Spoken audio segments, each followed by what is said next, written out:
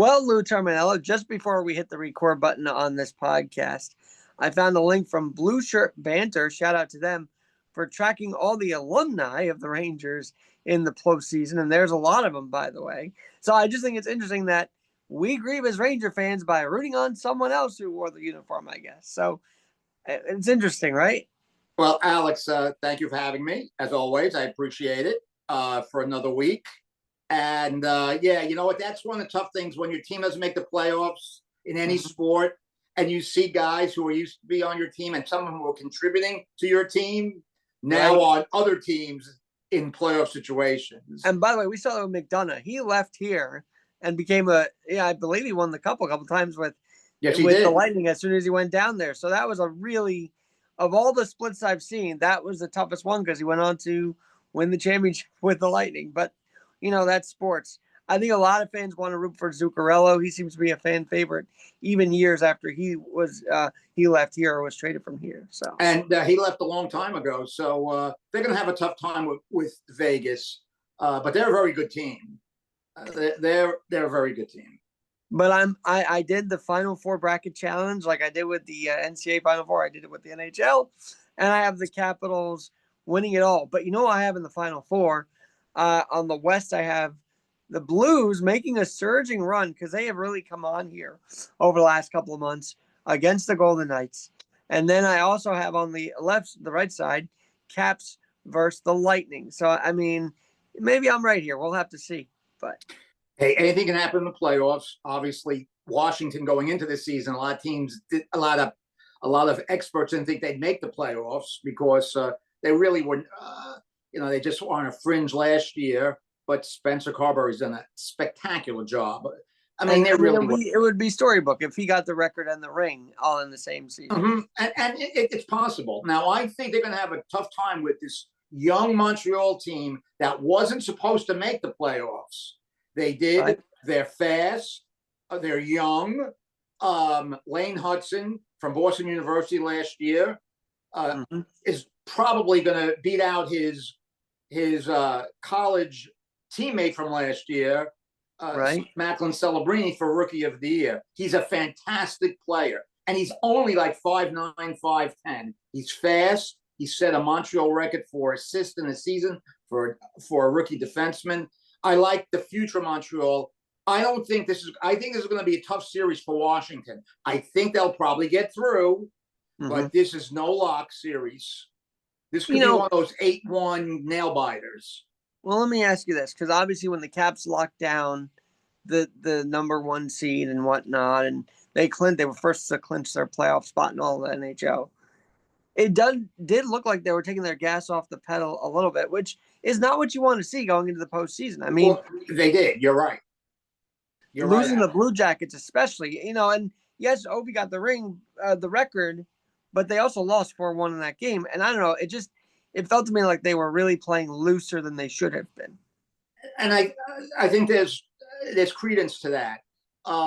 They did take their foot off the gas pedal, and they gave up a ton of goals those last 10 games. Now they got Logan Thompson back in goal. I don't know who's going to be the goaltender tonight against Montreal, but you're right. Now, can they turn? That's always a tough thing. Can you turn it back on? I do think that the Ovechkin drive for the all-time record, I think, did get in the way a little bit, but now that's gone. He's at 897. That's, and now let's see if we can win the cup.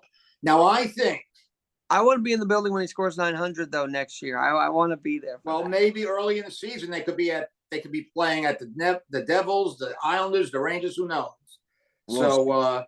And I think next year at this time he's going to be around 940 goals. Yeah, I really. Well, anyway, you were saying something. So speaking of the Devils, let's go there. Obviously, the Devils still don't. They're missing Jack Hughes. It's very obvious. But they're in the playoffs, and I still want to see them go far a little bit. I know I'm not supposed to say this as a Rangers/New York fan, but they're the only tri-state team in, so why not root for them a little bit here? Yeah. Carolina is a tough team to play. As we know, the Rangers have beaten them in the past, and they've beaten the Islanders in the past. So we know how they play in the postseason. They're all about puck possession. Well, and I believe they beat the Devils actually to get to the Stanley Cup, if I'm not mistaken. Am I right about that? What? Let's see. What year was that? Well, one of the years they beat the Devils to advance. Maybe it was even to the conference finals. That could be. Maybe that's what it was. But in this series,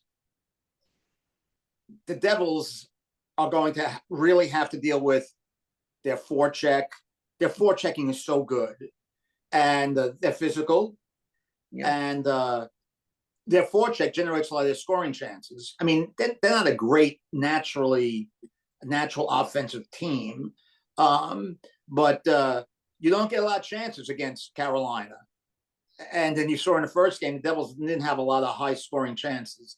But the Devils' best players, Timo Meier, Nico Hischier,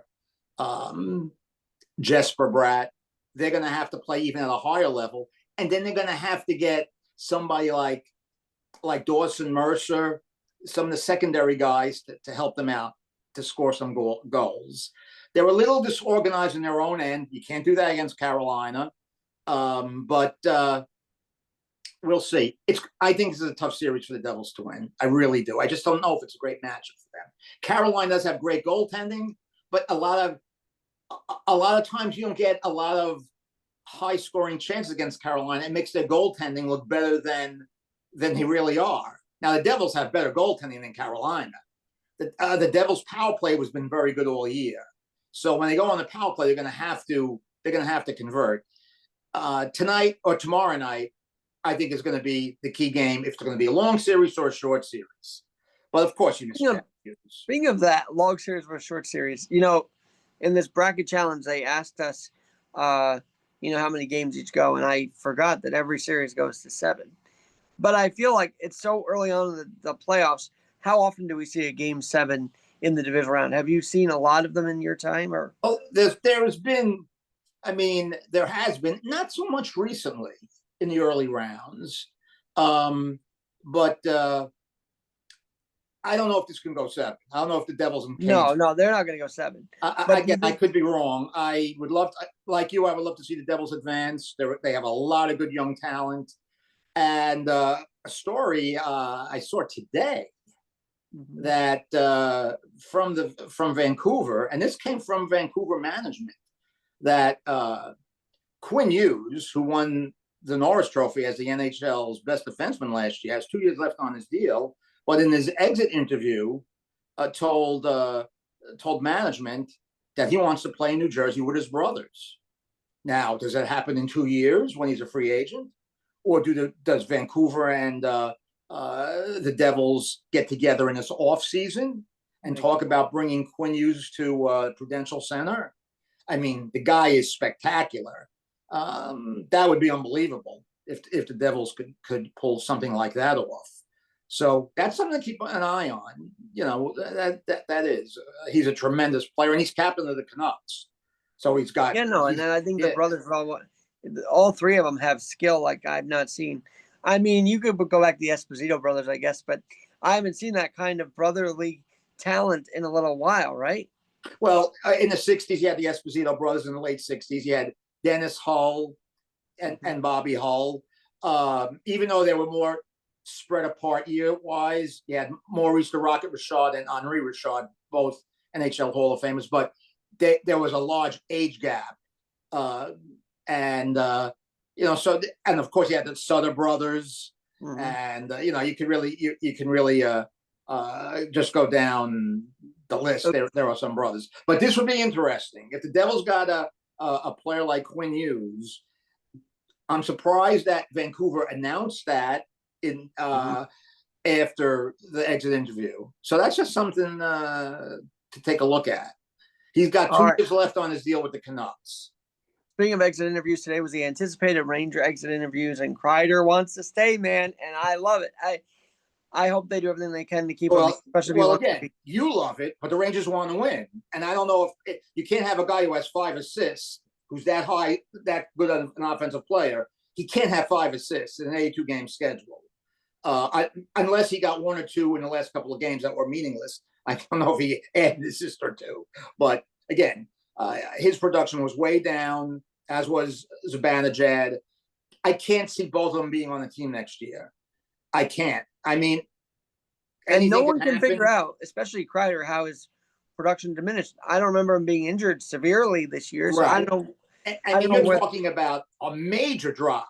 Right. And he's such a good player, or was such a good player, as we said a million times, can play at even strength, can play on the penalty kill, can play on the power play.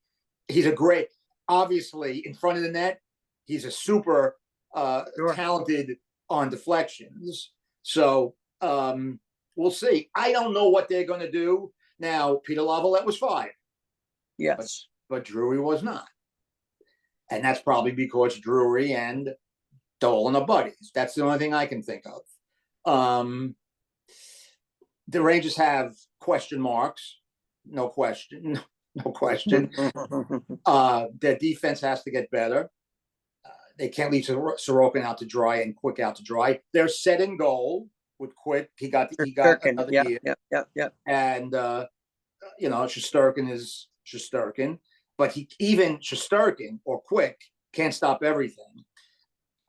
Adam Fox, who I always thought might not have been as good as everybody says he is, and then he hurt his knee last year. I don't know, Alex. They're not going to trade him. Don't get me wrong. They're not But at trading. the time of that 7-year deal, he really was living up to that idea of that long-term production. So they The saw guy that something. the Rangers need to live up to the long-term deal is Lafreniere. Yeah, that one. We were there the first game he got his extension, and then it seems like after that his production level went down after the Yeah, extension. it really did. And he's too good a natural offensive type player to have these gaps where you don't know what he's doing. You can't find him. So can we So just deduce that maybe a lot? And believe me, we've talked about this off air too. I don't say this is all Laviolette's fault. Drury did this in such a backwards way. You knew you didn't want Trouba. So get him out of there before the season even starts. it's true. Yeah, And that that's is. where it really started to me, is that whole mess. Yeah. So So again, we'll see. The Rangers have just under $10 million worth of cap space. So they got to be careful on what they do. The Islanders have like $29 million worth of cap space. But as we go to talk about them as the season has come to an end, Alex, their roster is not good.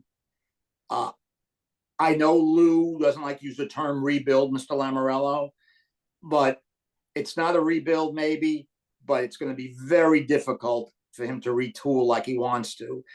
I mean, going into the season, the best they were, maybe they would get the 8th seed. right. And they had major injuries, and they had the 30. Look, this is all you need to know about the Islanders. They had the injuries to their best player, Barzell, but they were 31st on the power play. They were 31st in penalty kill. And Alex, they were 31st 5-on-5. By the way, I want to give a shout out to our friend Dave German, who loves our hockey talk every time out. So we love it too, and I love that we got people watching it. And he sent us the Athletic article about the Rangers offseason priorities. There's a lot to get to with that, but we only have a few minutes. We can dedicate a whole show just to each one of these teams. We really could. Absolutely. I want to go back to the playoffs though, real quick, because there's on the West. It feels wide open because the Oilers are not the Oilers that got to the Cup last year. I agree. And I still think the Avs are going back to the way they were when they won the Cup. I feel like there's sort of a resurgence from the Avs, and a Nate McKinnon that can be on fire every game will make a difference for the league. And then you have the Blues. So is it right to say the West is a little more of a wild card than the East right now? I would say the West is more competitive and more tougher. And I think there are more teams that can get to the Cup final from the West and the East. I think, this is just my opinion, I think the Cup finalists from the East is going to either be Tampa Bay or Florida or Toronto. I think it's going to come from one of those three. And we'll know right away because Tampa Bay and Florida are playing each other. So we'll know in about a week, 10 days, one of them will be gone and one of them will be dancing. Florida tried to reinvigorate with the Marchand trade. and whatnot. But losing Kachuk, you cannot rebound from that. Right. And he said we don't know if he's definitely going to play tomorrow night in the first game, or is it tonight? But he can't be 100%. And, again, it would have been great if the United States had won 4 nations, but the Tampa Bay fans and the Tampa Bay players and management want to win the cup. That's first and foremost. Absolutely. And in the West, I think it's now Dallas and Colorado are going to knock each other out. Yeah. So I think it's going to be between Dallas, Colorado, Winnipeg, or the Vegas Golden Knights. I think one of those 4 will be the West champion. But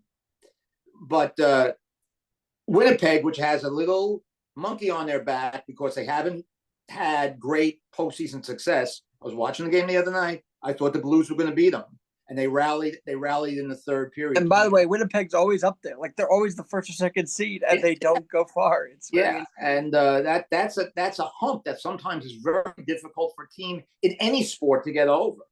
But they have Connor Hellebuck, the best, as good a goalie as there is in the world. And the Golden Knights are big and strong, and they've done it before in Colorado, as you just mentioned. And our buddy Blake, our buddy Brock Nelson has a chance to win the cup. Something he was never going to do with the Islanders. Yeah, well, there's that too, and that trade still it broke a lot of Islander fans' hearts because of his loyalty to the Islanders. But that's the game, I guess. It was the right thing to do. Mr. Lamoriello made the right call on that. Obviously, I think of the West, and I think of Chris Knobloch, and there are people over the weekend that said, we had the opportunity to bring him in, to call him up from Hartford. Why didn't they give him that shot here? Well, the funny thing is, remember when Coach Quinn missed a couple of weeks with COVID, and Knobloch came up from Hartford? He did a great job, and the players were all saying, "What a great!" It was like seamless with Quinn being gone. Yeah, that was, if the Rangers knew they were going to make some changes when they got rid of Gallant, they could have put Knobloch in then and didn't. So and let's face it, they do not get to the Stanley Cup Finals if Knobloch wasn't behind the bench. Absolutely. No doubt. And they may not even get to Game 7 without him behind the bench. Yeah, no doubt about it. He changed the way they played a little bit, and they have great offensive players, but they were more cognizant of playing defense. Well, and I noticed it wasn't just Draisaitl and McDavid getting all the goals. It was Zach Hyman and Nugent Hopkins and Bouchard. They're great scoring defensemen. But they turned into a very busy, a very, very hot Panther team last year. And Bobrovsky, you can't go wrong with that guy. No, you can't go wrong. And Florida's another team. They're on you. They don't miss too many of their defensive assignments. Well, I want to stick with the Garden because obviously the other resident winning after a 21-0 run the other night, winning their first game. You think Detroit's going to be a challenge, and they're proving that very early on here against the Knicks. I mean, yes, you can overcome that, but how many times are you going to do that? What do they have to change up to make that less stressful on this Knicks team so they don't have to do a 21-0 run to win it? Alex, the most stressful Knicks might have been in the series was the other night. Detroit has done a tremendous job. They were 14-68 last year. They won 44 games this year. They're young. You saw in the fourth quarter the other night when the going got tough, they really didn't know what to do because they didn't have the experience. Plus the fact they don't have that secondary scorer to go to. Cade Cunningham's a fantastic player. The Knicks will win. That's all I see highlights of on Twitter is Cade Cunningham. That's all I see of the Pistons right now. Right. And I think the Knicks will win this series. I would be surprised if it goes to 6 games. I think the Knicks will win it in 5. The NBA overall this weekend, with the exception of the Clippers and Nuggets, wasn't very entertaining. I mean, you have Oklahoma City winning 131-80. I mean, some of these games were over early. You knew they weren't going to. You knew the teams that were ahead weren't going to lose that lead. Indiana and Minnesota. I mean, excuse me, Right. Indiana and Milwaukee. Um, Indiana had that game all the way. Milwaukee. I think that series is far from over after one game, and I think that could go long. I think Damian Lillard might be back tomorrow night, and that will help them. The thing is, if Milwaukee fails, do those Giannis rumors to the Brooklyn Nets pop up again? Oh man, that would be So again, I don't know. unbelievable. Well, the reason why the Bucks don't seem as interesting to me is because they're not the same team they were a couple of years ago. I mean, they have Giannis, and it just feels like it falls apart after that. But Luke, we'll have to see what happens there. But that I was at my sister-in-law's for Easter. They have the game on, and I see that the Oklahoma City Thunder have a 50-point lead. I'm like, what is going on there? So, and that means was nuts. they shut down John Morant. That's a big deal to do that. They shut down everybody, Alex. So that was kind of wild. And then I think of because I get tweets from everywhere, the Cavs are going to have a very interesting series because they're supposed to beat the Heat, right? And didn't they lose yesterday? Yeah, this is not the Miami Heat will always be ready to play, but again, this is not the Miami Heat team of even a couple of years ago. They're so well coached. Eric Spoelstra, as I said to you, my opinion, I think he's the best coach in the league. But again, you still need more bullets in the old holster. And Cleveland will win the series. It's going to. And that's where it could get dicey for the Knicks, right? Because they're going to have to play one of these teams if they advance. Well, if the Knicks, I mean, the Knicks are going to be playing the Celtics next round.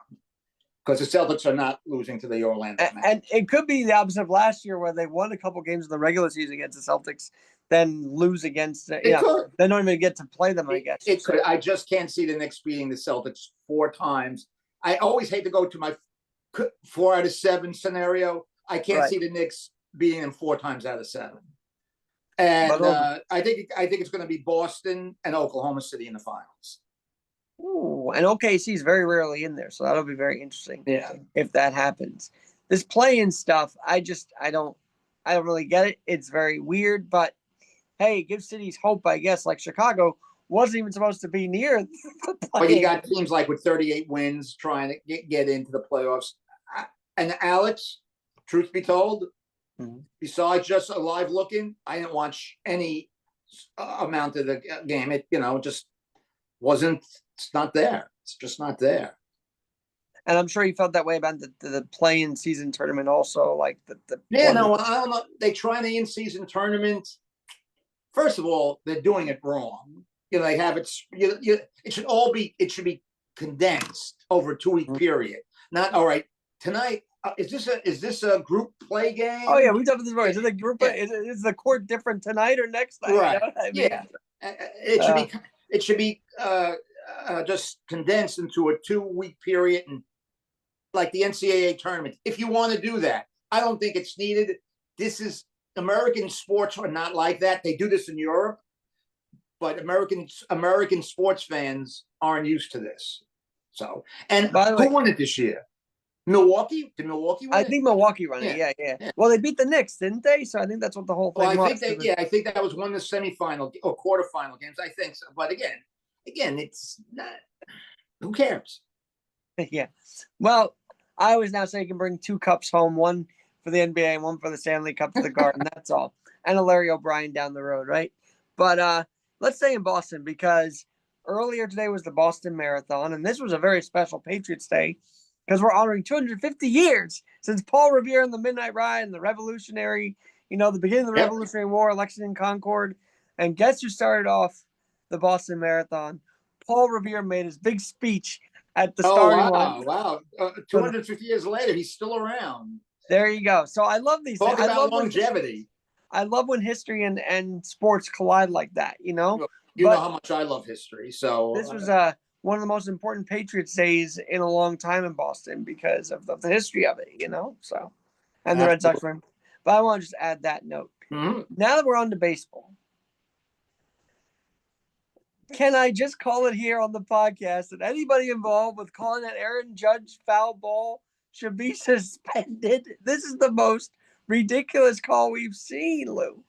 Well, again, sometimes these guys are so strong, you really can't foul the ball. And I remember a couple of years ago, the Mets were playing the Royals in Kansas City, and Alonso hit one similar to what we saw yesterday.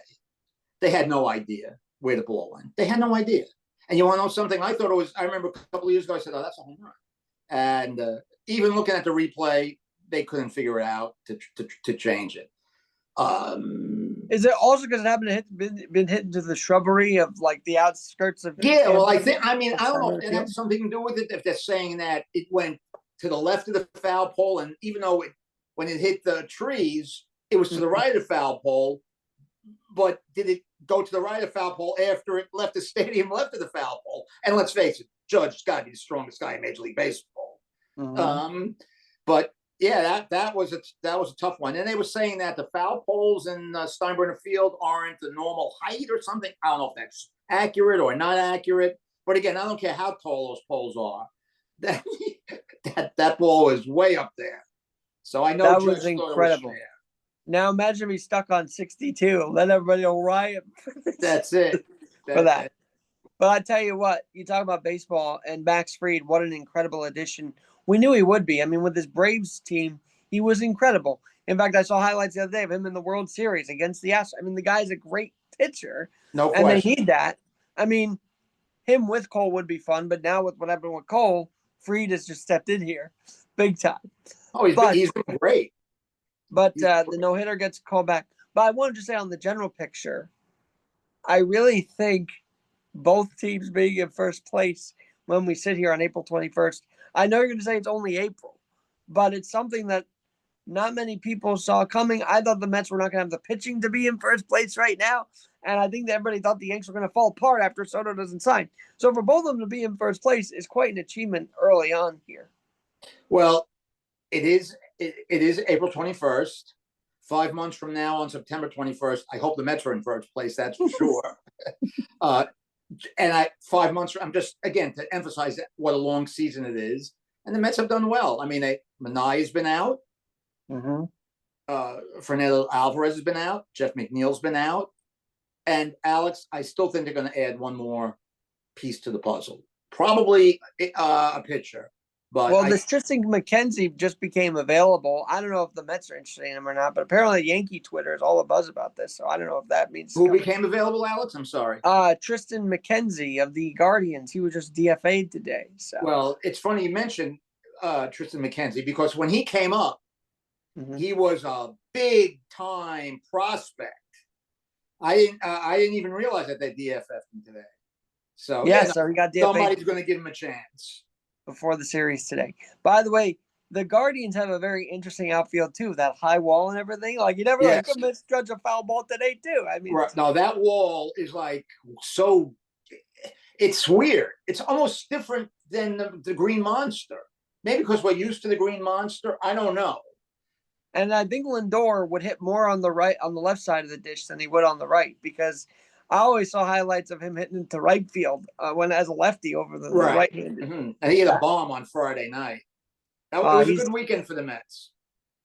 His walk-off, and this is the other thing. I think Alonso, I don't know what you think of the Soto thing, but I think it's created a little animosity that we're not seeing yet. I don't know. But Alonso maybe have to prove that he can be a great behind the Soto hitter, like it's just. Well, if that's incentive for him to hit better, I'm all for it. He's hitting 350 or something. He won't, Alex. He's not going to hit 350. If he hits 265 and drives in 125 runs, with 40 home runs, that'll be fine. He's not going to be a big triple the other day. That triple was awesome, though. Like the way it was.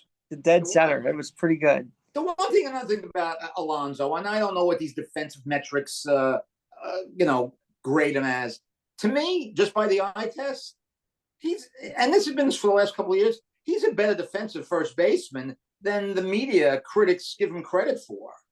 I think he's I think he's a better defensive first baseman He's than had that written everybody against says him he for is. a long time now about his defensive, especially because it was Yeah. a walk year and everybody thought he should be performing better during his walk year. But, he may have Well, to look again, at that. if he keeps playing like this or close to this, next year he's going to be getting a lot of money, and I hope it's from the Mets, not from somebody else. All right. Speaking of Alonso, one other guy I got to cover here with you on Terminello's take. Can we just get Devin Williams on the therapist couch and talk about it? Because I feel like he needs to vent about what happened with Alonso. He has not recovered from that home run in Milwaukee. I really don't think so. Well, I was talking to somebody yesterday, and I forgot, and somebody brought that up. Do you think that that's a carryover? And sometimes we've seen it even when, like, say, a field goal kicker blowing a field goal, and then never a good field goal kicker blowing a field goal in a playoff game, and they never recover their outstanding kicking form. Alex, for Devin Williams' personal sake, I hope not, because that could be very devastating. I mean, we've seen it in the past with players. I think he's too talented not to be able to fight through And it. do you think when it's a 4-run lead, he's in his head about it? Maybe that's what it was too on Yeah, no. Well, this is what happened. He had a 4-run lead. There was an error made behind him. Oh no, I gotta get an extra out. And then who knows? Alex, I've never pitched in a Major League Baseball game trying to close out a game. So I can't relate to that. I can only relate to what I've seen over these years watching Major League Baseball. But we can only relate to what Armando Benitez did for many, many times. Again, and Benitez was a better relief pitcher than the media gave him credit for, because I've seen so many effective relief pitchers blow games. Look what happened the other night in Anaheim, 4-1 yesterday, 4-1 bomb the ninth against the Angels. Not a great offensive team. The Giants are playing very good ball. They're 14-8.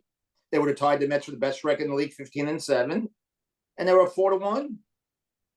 Boom! Within a matter of a couple of batters, bullpen blows it. They lost 5-4 in the bottom of the ninth. And you wonder what happens. You watch these car wrecks start to unfold a little bit. Runner here, runner there, and it's like, all right, we're not giving up the lead yet, but you could just sense it, right?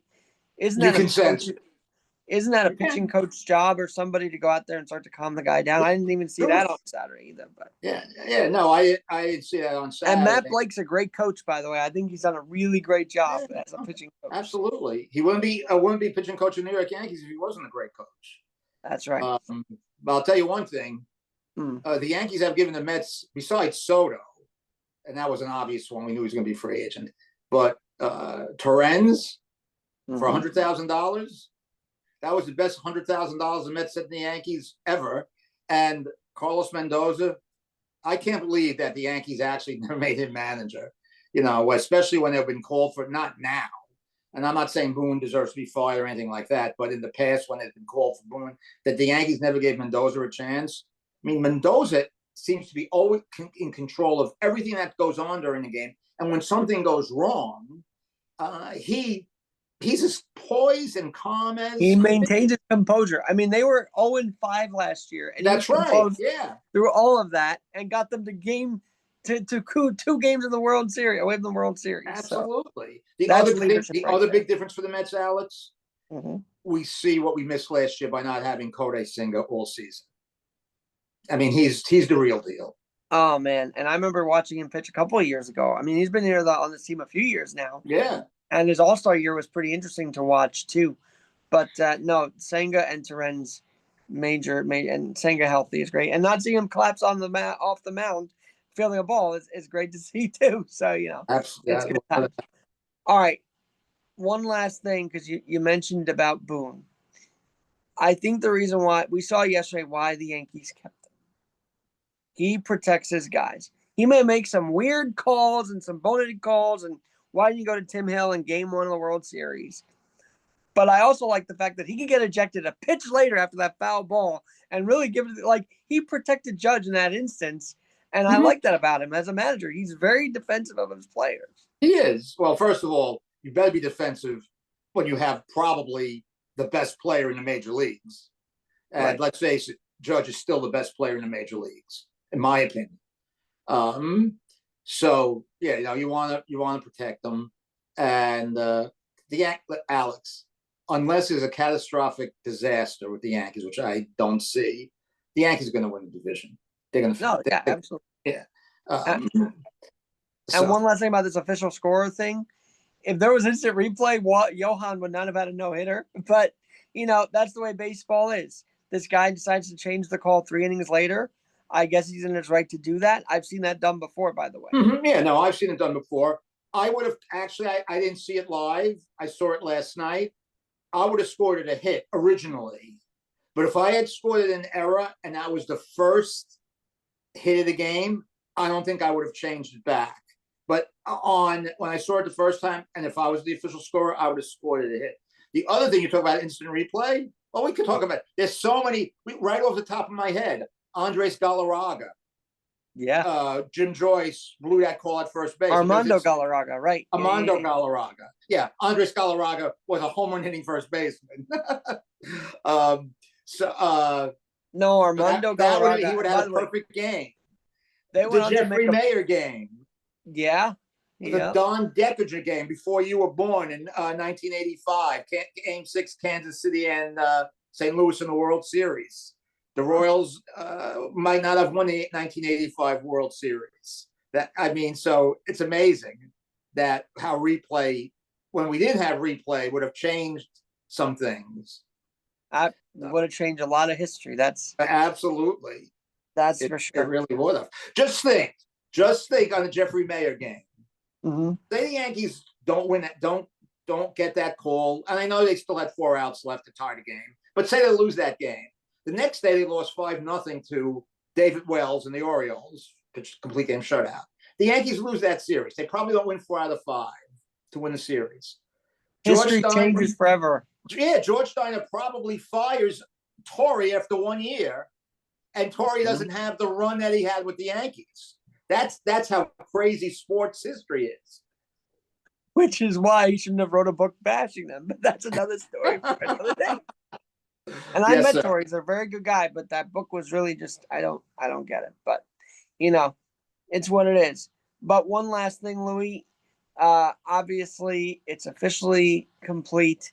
But like John Sterling, who I happened to see get media credentials going into Yankee Stadium a week ago or so, Sam Rosen will be around this team for a long time to come. He's going to be part of the centennial. It's a centennial next year. He'll be there for that. Yeah, he should probably be the MC for any on-ice celebrations. Now, let's hope the Rangers have a better year in their centennial year than your New York Giants had in their centennial year. I knew you were going to go there. Oh, my goodness. Maybe Giants 101 will be better this year. I don't know. Maybe. And it's funny because you were like, no, this is actually the 100th physical year, right? Coming up. Right, so, yeah. That's right. Interesting This time. is the 100th physical year coming up. Oh, we didn't get that. The draft is Thursday. Yes. I mean, I'm going for Abdul Carter for the Giants. I think it's going to be him. I think it's going to be Abdul Carter.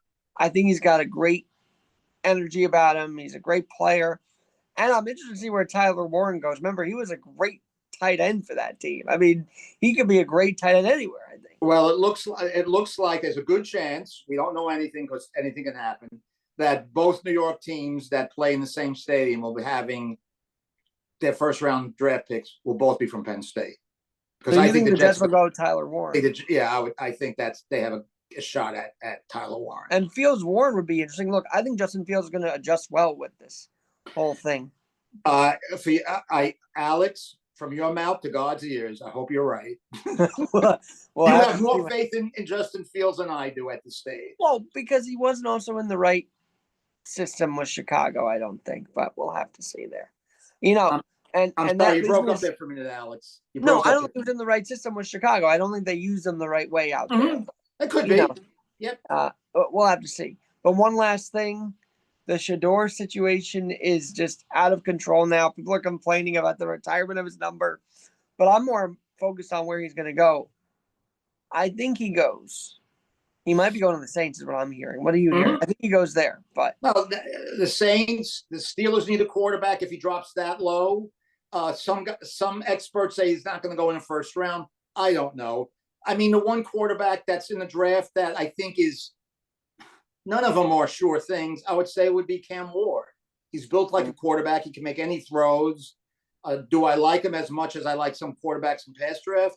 No, but he would have been my first choice at quarterback. And then Travis Hunter, who could play both sides of the ball, is also going to be very interesting. Yeah, and that's true. And he wants to play both sides of the ball, and some teams said they will let him.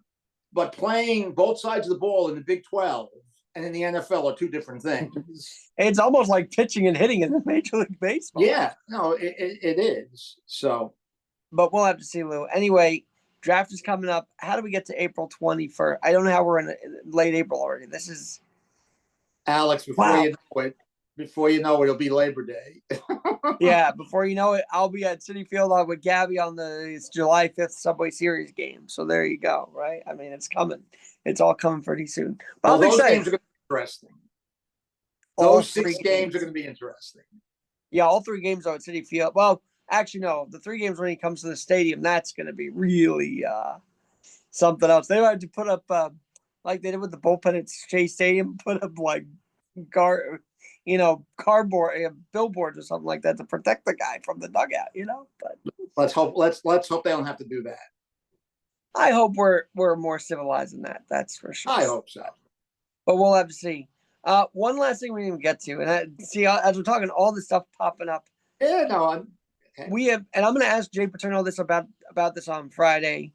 We have now seen the first real negative of NIL when Tennessee's quarterback left because they didn't, and they basically parted ways with them because they couldn't see eye to eye on contract negotiations. This kid's like 18 or 19, and we're talking contract negotiations. This is a really bad look for the NIL. It's a terrible look.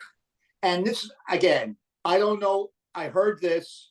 Now, Nico Iamaleava from Tennessee transfers to USC. And apparently, because there's no state income tax in the state of Tennessee, USC has to make up for the very large income tax that they have in the state of California. So they had to adjust the UCLA had to adjust. You mean they're picking up the contract like a major league player? That's what it is. And they had to adjust for the lack of tax, because in Tennessee there's no tax. In California there is state income tax. You know who I miss? I miss Rick Wolf. Rick Wolf, the son of Bob Wolf, would be all over this because he loved protecting college sports and high school sports and the fabric of it. And I just think now if you're an NFL scout, right, and you're looking at this kid firstly for rejecting any deal, that doesn't make me want to draft the kid. He has no character, it looks like, from the outside looking in. That's a very good observation, Alex. That's true. If they don't get their arms around this in college basketball and college football, well, it's in all college sports, even in college hockey. Right, you could name any sport, but they're going to ruin it. It's not fun. It's really not fun right now. In the NFL, we accept it, or in the MLB or NHL and NBA, we accept. They're professionals. We don't like they're older. They're like 30-something. These are 19-year-old kids or 18-year-olds. And I thought college was supposed to be character building. That's the whole thing about it. Paterno's right. dad, Joe, Bear Bryant, John Wooden, they all preached what? And Luke Carter all preached what? Character. They didn't preach for the money. And I think a lot of these coaches, although good on Tennessee for parting ways with the kid, I think they realize what was going on too. Yeah. But a lot of these coaches may be softer than the Woodens and the Bryants because they'll let the kid run all over them because it might be better for this program. There's also this strange allegiance to the program when it could hurt the kid's character. I think there's that too. Meaning they'll let the kid get how much they want because it makes the program look great, Well, it's all about winning games. It's all about winning games. The school gets more money. The coaches make more money. And if the coach is at USC or Tennessee or Ohio State, he might get a shot in the NFL. More money. It's all about the money.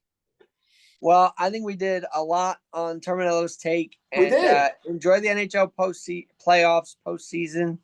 And Capitals were my number one pick to win the Stanley Cup. I think they get the record and the ring, and it just would be a fitting way to end the season. That's Yeah, how I would like to see that. I would like to see that. I don't want to see Toronto win, but I think this is their best shot. This is their best shot for Toronto to win. They totally dominated Ottawa last night. They really did. The game was chippy, got The only chippy. reason why I want to see Toronto win is because Austin Matthews will never leave there, and I want to see him win a chip like I want to see McDavid win a chip in their primes. I mean, these kids are getting their careers sort of not wasted, but they're not living up to their potential on these teams. Right, right. Well, no. Well, again, it's true. This is Toronto's best chance. And remember, at the end of this year, even though I don't think he's going anywhere, I think he'll resign with Toronto. John Tavares is a free agent. He's 34 years old. He had an excellent year, especially in the second half. And Mitch Marner, who I think is a superstar, an underrated superstar if there is one. He's an unrestricted free agent. I think this is Toronto's best chance to break that long drought of 57 years. I've heard the last time they won was just 6 teams. Okay, so it's been a long. Alex, they won the last year of the 6-team league. I was 14. But you win for the good of hockey. I think for the good of hockey, they should win a cup at least. Well, they have as good a chance. This is their best. I think this is their best chance to win. And I hear it's since '93, so 30 years since. Well, 32 years since, a team outside of America and in Canada won the cup. So well, Montreal won in '93, and when I saw the 30, that was like my 31st year watching hockey, and Montreal probably won from during that 30-year period, probably won a cup like 12 times. They're up there, man. They're very that's another franchise you want to see win at least 1 or 2 more in your lifetimes, you know. Yep. One last thing. My friend made this joke when Chris Drury signed with the Rangers GM. Sam Rosen said, "This one will last a lifetime." That's it. It looks like he's going nowhere. I'll leave it like that. Chris Drury, his favorite. Obviously he played in the NHL. He's general manager, but you know what his greatest athletic achievement was? Tell us. Well, he played for the Trumbull Little League. And they were playing Taipei in the College Baseball World Series. Not college, excuse me. The Little League Baseball World Series. And they were heavy underdog. Chris Drew was the pitcher. They beat him. Look it up. Look it up on YouTube. Look at that. Well, I got to look that up. That is his greatest. People probably will say that. He was 12 years old. And I remember watching that game on ABC. That was a great Little League baseball game. And he did it, Chris Drury. Well, there you go. That's a positive to what's been going on around Chris Drury. So on that note, Terminello's take one leg up once again. We'll do this again soon, okay, Louie? Thank you, buddy. I appreciate it. We love you here at the One Leg Up Network. Talk to you soon. Thank you.